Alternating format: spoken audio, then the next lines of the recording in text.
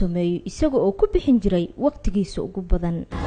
midaan inta ka horeysay hal sano iyo 2 bilood uu qaaday laakiin tan hadda 2 isbuuc bis ayuu qaaday sameeyay 2 isbuuc bis ayuu qaaday sababta markaas bilaawayna hadda tan bas bilaawaa laakiin hadda xoogaa fancy aan qadiyo si fiican aan markaas ma sha Allah waxay hadda aan sameeyay 2 isbuuc ayuu qaaday diyaaradan macmalka ah ee uu Cukaash gacanta ku sameeyay waxa ay ka samaysan tahay agabyo yaryar oo aan dadka kale wax micnaa u sameeynin laakiin isaga u noqotay mid u kaabtay hal abuurkiisa ayada isku qalab ay ka samaysay laakiin ayada ma laha qalabkii duuleed ma laha programmers ay ma laha diimaha ku mixirna programmers ku mixirna sifar ku mixirna waxa ku xiran oo kaliya waxa ayada motherboardkii ama sifarkii diimooyinka ugu horreeyay bisa ayada wad ma laha inay buuxo laakiin wad la inay socoto inay leexato inay gadaal socoto bis qalabka ku mixirna oo wadu sameeyay ku buuxo dhalinyarada Soomaaliyeed waxay waayihii dambe la iimaanayeen hal abuuryo tusaale u noqon kara horumarada iyo hamiga uu dalkeena Soomaaliya ka leeyahay la tartamida dalalka kale ee caalamka balse Cukaash rajadiisa ku aadan hal abuurkan mustaqbalka uu ka leeyahay ma xuma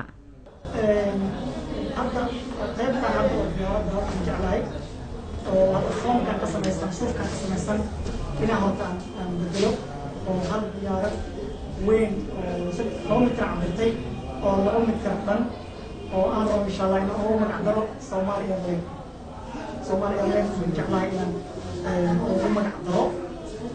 baashas aan sameeyo kadib u gudbaa dowladmo mid rasmi ah oo dadka qaadayso one person hal qof qaadayso inaan sameeyo insha Allah aan sameeyo hal qof qaadayso ku kala dambeeyo laakiin hal mar kale laba leela dhiirigelinta waxa ay qayb muhiim ah ka qaadataa hamiga iyo mustaqbalka uu qof waliba ka leeyahay howlaha uu gacanta markaasi ku hayo ma sha Allah dhiirigelin ugu horeen waxa jirto Victoria ma sha Allah walaalkayga saaxiibkayga ma sha Allah markaan u bandhigay intaan sameeyay kool markaan u bandhigay barnaamijkan rabaa inaan tijaabiyo isagoo markaas runtii barnaamijka ta arkay hamigeed miyaha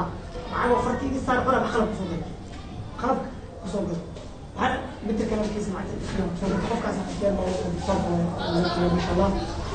عم نزيل كاس عم صوبتين وش يمكن أقول كلام encouragement يعني كلام يقول لك هذا مركا هدي يذكرين له أنت أتذكر ما أنا أديك مثلا حصارنا وهذا كجوته وأنا صارنا وبرس بس ما كنا جاتين بس ما كنا هلا وديسوا أنت لكن صبرت صفية إسمان عبد الله شبيلة TV مقالة مقدشو